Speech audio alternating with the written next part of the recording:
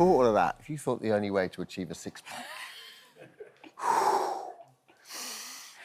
The way you did it? Yeah, was a healthy diet and I was in the gym, well, you'd be wrong, right? Well, you would be. I met Michael Allen last October for my ITV documentary, The Price of Perfection, when he let cameras inside the operating room while he underwent liposuction and fat transfers to get the dream abs. Wow. You're doing the liposuction. Lipo, upper, lower abdomen. Yeah. Flanks, axillas, so any fat that accumulates around the pectoral muscle. Yeah. Fat transfer to delts, biceps, triceps, traps. So I'll be coming out looking like an Egyptian Terminator. It's actually crazy to think with modern cosmetic medicine what you can do. Like, this person's physique is just, like, changing before my eyes. You can see how much that really shows, yeah, it's right? unbelievable. I think he's going to be very happy with the result.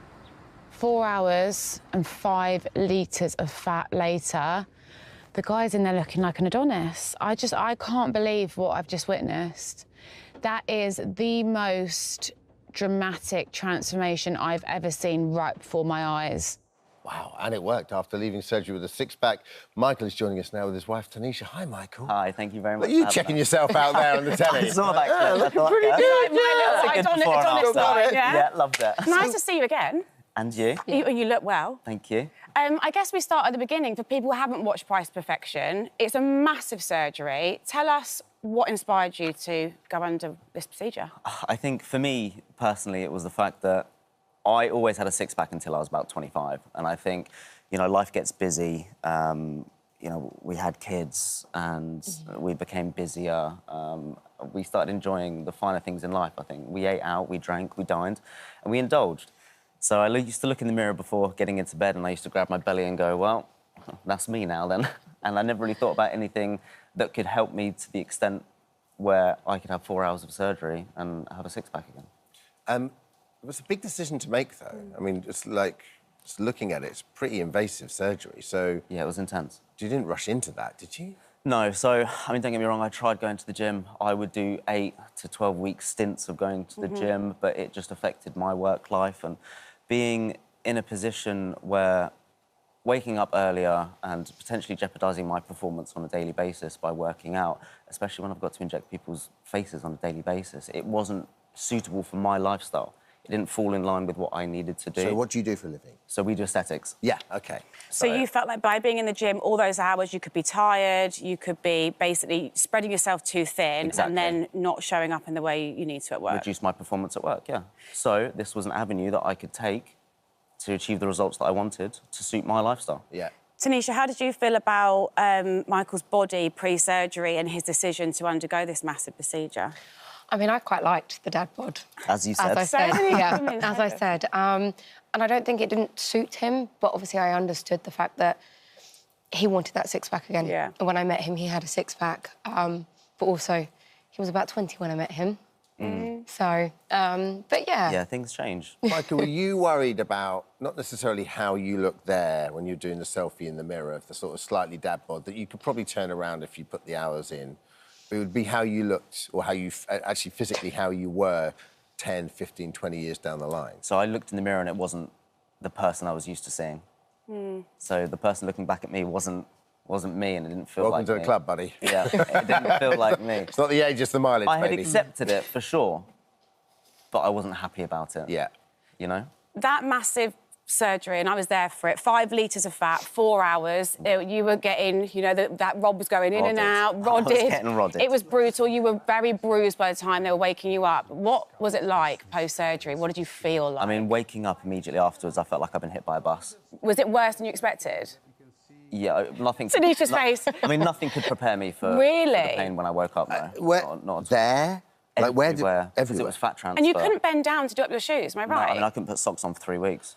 So when you woke up, did you feel, like, what have I done? I've just made the worst mistake of my life because I'm in agony? I wanted to see the results. And then decide. I wanted to, like, have a look down, but I was too scared because I was in so much pain. But bearing in mind, I was under twilight surgery, so it wasn't GA. No. I walked back to the hotel that day after my surgery. Just to clarify for viewers, it's like a heavy sedation, so you're breathing independently and snoring quite a lot. Sorry to throw you under the bus here. Yeah, pretty sure you turned the volume up on that, actually. that was great. Well, are you sort of in and out? Is that so how it works? you're kind of out, but you're breathing independently. You don't feel pain? No, you don't feel I couldn't pain. imagine waking up during what was going on. That would be horrendous. Yeah. It's obviously, you've been very open, coming on my show and also social media. What kind of inspired you to share the story? Because there is stigma around men in plastic surgery. I would love to be an advocate for male surgery. Being, obviously, a businessman, family man, I'm, your average Joe. And I've had surgery to ensure that I get the results that I want. And I feel like we can break the taboo on male surgery. I mean, women are, what, 15 years ahead? Breast augmentation, liposuction, tummy tucks, BBLs. It's all socially acceptable for them to have surgery, so why can't men have surgery to achieve the look that they want? Were you, I mean, we shouldn't underestimate, it's a big bit of surgery. I mean, what was it like seeing it? Did it feel... It's, when you're undergoing that sort of size surgery, under that amount of time, all that fat being removed, there's a lot of risk, infection... For sure. Bleeding, everything that goes with it, and sedation. I mean, you've got kids to think about too. How did they play into decision-making here? I feel like we protected them a lot to begin with. We didn't really want them to think that it was a acceptable thing to go and do. Like a shortcut. Yes, necessarily. yeah. But obviously they do know that he's had the surgery. Yeah, I mean, Theo's ecstatic with it now, seeing my results. He's in the gym with me now most evenings. Because I'm going to upkeep the results. Of course, it's counterproductive for me to go home now and eat pizza and a six-pack of beer. It's changed a lot of lifestyle characteristics. So it's inspired you to get back into that? Yeah, so I haven't drunk alcohol for 11 months. It's changed a lot. I've continued to lose weight around my face even after the surgery. I feel more confident. I feel better in myself. I mean, that's a good point, because you're just it, and doing the show has been a huge eye-opener for me, right, in the last 5 years, because you meet people and, I always try and never judge people when you walk a mile in their shoes, and I always think also, people's money is their own decision. They can do whatever they want with their lives. But in terms of how it reflects on your kids, do you not worry that when you say we don't want them to see it as a shortcut, because it is a shortcut, are you worried at all about that, the message that permeate into them? Like you said, your son's right. He's in the gym, so he's seeing you. But are you worried that shortcut will it doesn't matter if all else fails, he can just have surgery? I mean, that's what the option is there for. We're not going to promote it as the primary option, but why not have the option there? But you're here, so you are sort of promoting it. In a way, yes, I guess so. But I'm not judging you. I'm just saying it's a tricky thing to go with your children to sort of you want them to work hard, do well, right? Yeah. And I think it's quite hard. Must be difficult for you to give that message whilst also having had the shortcut. For sure. We reinforce that, but it's also the world we live in. It's this generation now where it's so acceptable to have surgeries. So you wouldn't necessarily be encouraging him, but you'd support him in his decision if he got to your age and he wanted to do it? Absolutely. Do you have any regrets at all? No. We were 9 months post-surgery now. Can I, is it really crass to ask for a little peek, I think of what you're here to talk about. I think that's okay. Can we have a little look? See my abs on live Because last time I saw you, you were on a table with all blood and... What camera has the best angle? OK, who's got the angle? I mean, they're all Michael, let's do exceptional at it. the job, Let's don't see worry. it. I mean, they can handle the angles. I mean... Wowza.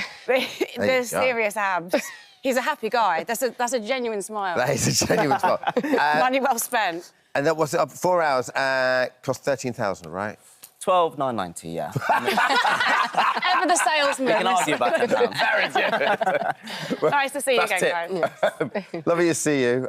You can't do your own promo, let me do it. All episodes of Olivia Attwood, The Price of Perfection, are available now. Thank you. I pay you for that later, shall on I? ITVX. Brilliant. Thank you. Lovely to meet you, brother. Thanks. Thank you so much for visiting our This Morning YouTube channel.